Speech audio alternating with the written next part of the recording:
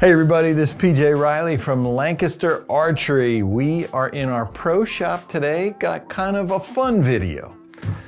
Gonna be informational as well, but mostly fun. Good buddy Gaius Carter from PSE said he was sending me a case. He said he wanted me to do an unboxing. He didn't tell me it was in the case. Obviously it's from PSE, so I can kind of guess what the main piece is in there. But he was like, hey, just take it out, have some fun with it, do something cool. And so I said, well, sure, I can do that. So I'm gonna open up this SKB, see what's inside, and then we'll figure out what we're gonna do from there. Even put a lock on it, just to make things difficult. He did give me the combination though.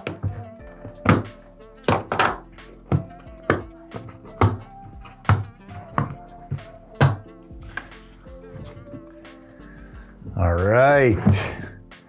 So, well, up top, we got a dozen Easton Axis 300s, 5mm. And then inside, the main thing, we got the PSE Mach 30 DS. So this is a new bow PSE came out with for 2024.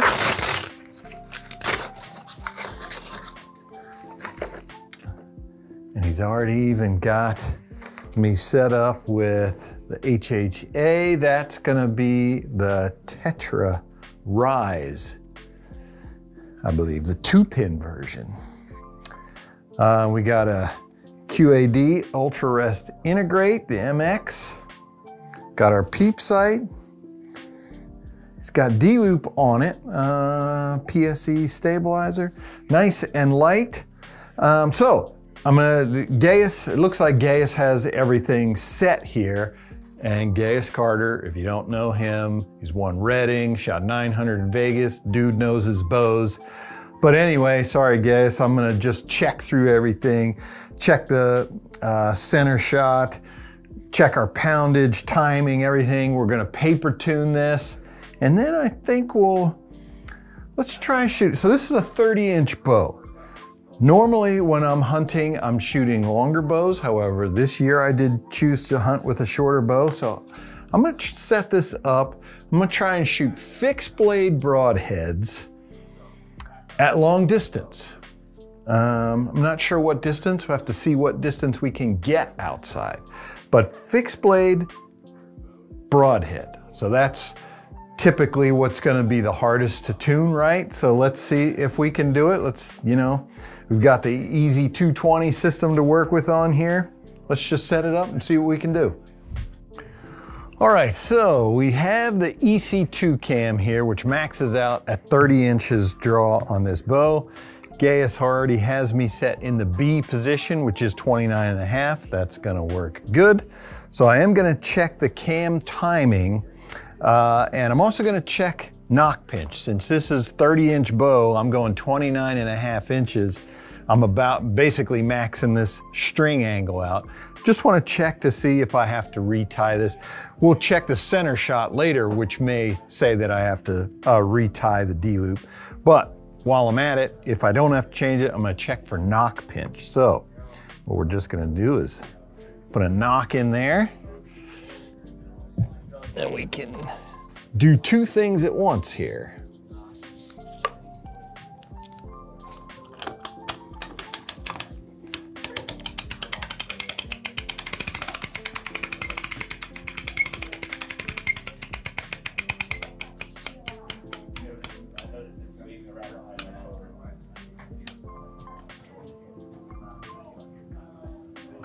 Cam timing is good. And my knock pinch, got a little bit of wiggle room. So what I'm looking there to see, what I wanted to see is if I had knock pinch, this knock would skew one way or the other. With it having ties underneath, I would expect it to pop up. But I got just enough, little bit of wiggle room in there, because if we're gonna shoot it at distance, if I got any knock pinch, that's bad. So, looks like we're good. Thank you, Gaius. Timing's good. Knock setup is good. So now we'll check our center shot. Elevation looks good. Of course, when we paper tune, that'll be our real test, but this is just checking it for when we start. Might be off just a hair. I'm gonna have to adjust that rest just a little bit. Get that 13/16, a 32nd off. To go to the right. 13/16, let me give one more.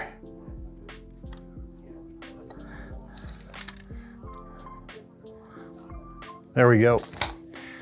13/16. Now we have a good starting point for our paper tune. Peep sight, actually, we should check that, check our peep height. Well, we'll do that out on the range. It's tied in so I can slide it up or down, but when we go out there and do our paper tune, I'll set that peep height. All right, I'm gonna get a paper tune here now.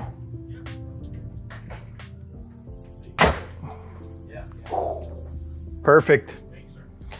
I did see where my peep is. I'm gonna have to move my peep up a little bit, but that is money. I'll shoot another one just to check my peep height. Perfect.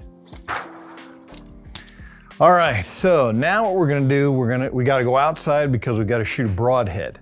I'm gonna shoot one with the field tip, one with a broadhead. Should be together. If not, we may have to do a little bit of broadhead tuning because we are shooting fixed blades. So let's go outside and get that done. All right, so I took a couple shots here with the field points just to get my 20 dialed in. Now I'm gonna shoot into the broadhead target. We only shoot field points into the big block targets. So we brought broadhead targets out here. I'm gonna shoot one with the field point first, one with the broadhead next. I'm shooting 100 grain Wackems, fixed blade broadheads. I'll show you those when I shoot them. But again, fixed blade, that's what I want to see if I can get at distance. But we'll take two shots to see if I need to do any broadhead tuning.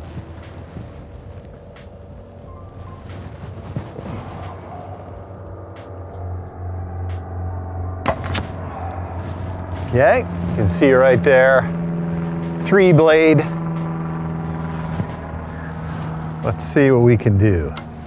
Ideally, you should shoot the broadhead first so that your field point, because if I hit with the other arrow, I might destroy it, but I always feel more comfortable if I shoot the field point first. I don't know.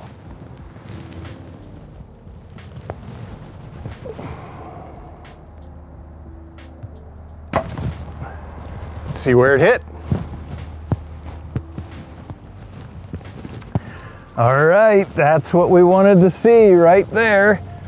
So let me spin it around. Can you see it there? I actually sliced the vein of my field point arrow.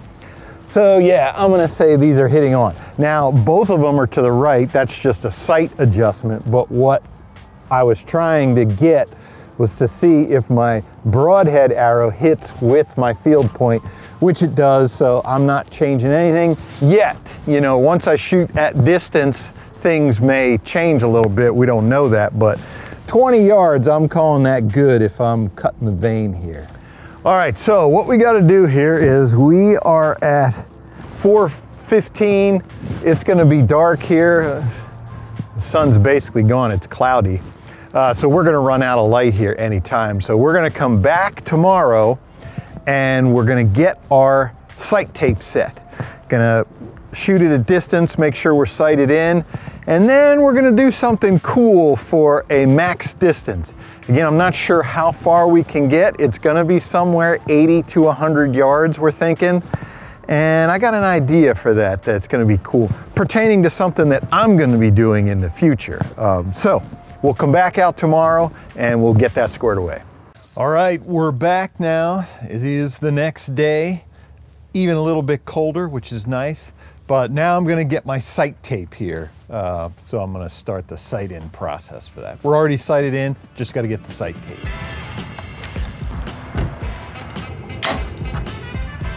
Low.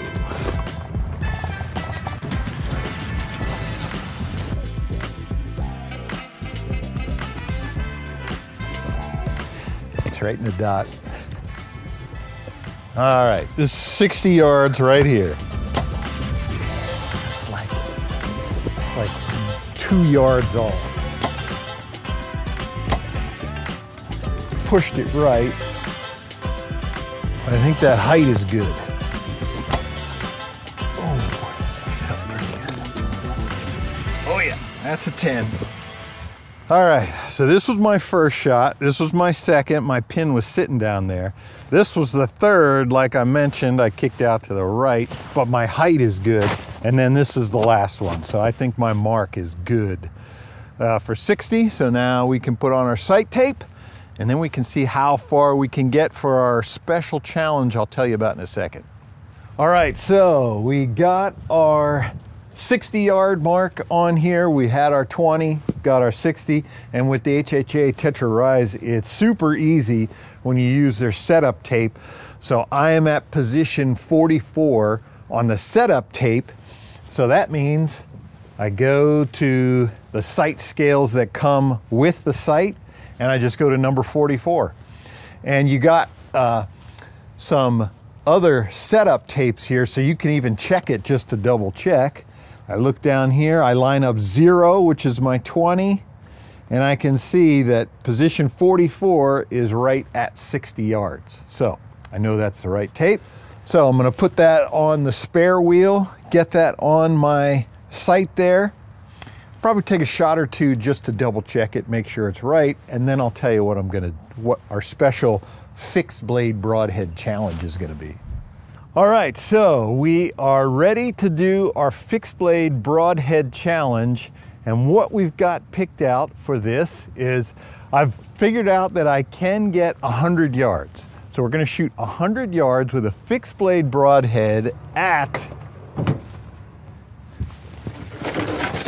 caribou target. I've got I've got one of the Mackenzie, one of the old style Mackenzie caribou targets. So it is a big target. And so we're gonna shoot that at 100 yards. I'll tell you why about that as soon as we get it set up.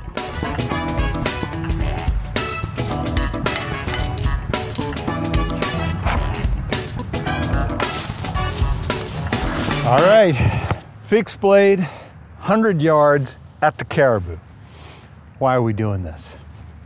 So, in 2 years, I'm going caribou hunting. My favorite thing to hunt in the world, caribou in the Arctic, love it. And so obviously I want to try and bow hunt them. I've gone caribou hunting before, carbon bow. That's gonna play a huge role because I'm only allowed to carry with me 70 pounds total. That's everything I take with me. Backpack, bow, clothes, all my gear, 70 pounds is all I can take. So every ounce counts. Believe me, if you've never had to deal with weight restrictions like that, every pound counts. So the Mach 30 DS weighs about 3.8 pounds bare. You know, you put your extra stuff on it. I figure it's about a pound less than if I were shooting an aluminum bow. Hey, that 1 pound might be a couple extra pairs of socks, a couple extra t-shirts. Who knows, fishing lures. I want to go fishing, of course. Some fishing lures. So 70 pounds, every ounce counts. So carbon bow may be just perfect for that. Now 100 yards, I'm not going to shoot at a live caribou at 100 yards. Unless it's a follow-up shot. Once you get an arrow in them, all bets are off. I'll shoot whatever distance I have to. But 60 yards, 70 yards, that's very possible for caribou. On the tundra, this 100 yards on the tundra looks like nothing. It looks like you're standing right next to them. It's wide open and flat. So 60, 70 yards, yeah, I might have to take a shot like that. In which case, if I'm good at 100, 60 or 70 is just that much easier. So let's see what we can do here. Fixed blade broadhead on the caribou, 100 yards.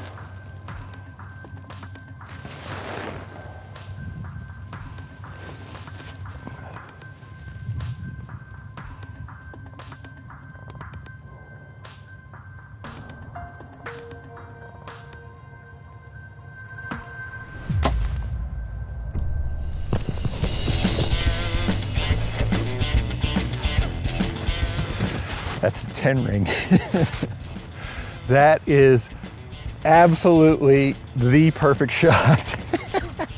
Fixed blade broadhead, wait till you see this thing. It is dead center.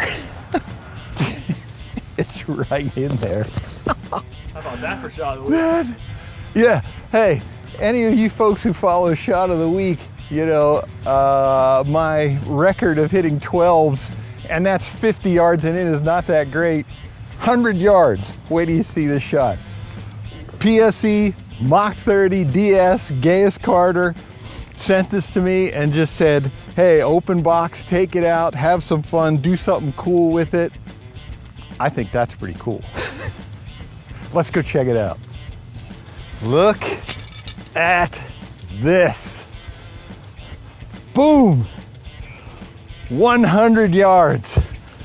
First shot, fixed blade broadhead.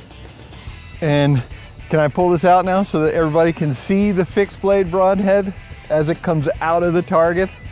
All right, you saw the impact. You know this is the arrow that I shot. Wait a minute, let me just look at this. Hold on, let me get a selfie of this. I gotta preserve this moment. Send it to Gaius for giving us this challenge to do. Here we go. Got it. All right, now we'll pull this out. Here it comes. I'm gonna pull slow so that everybody can see the broadhead. Here it comes. Oh, there it is. Fixed blade broadhead from the PSE Mach 30 DS. So 30-inch axle to axle bow, and I'm shooting it at 29.5 inches. You know, theoretically you would think that's not supposed to be a super accurate bow. Longer bow is supposed to be super accurate. But from everything we've been testing with this Mach 30 DS, I was just like, man, this thing's a shooter at any size. So, there you have it. Gaius, thanks for sending this along. It was a great challenge. I enjoyed it.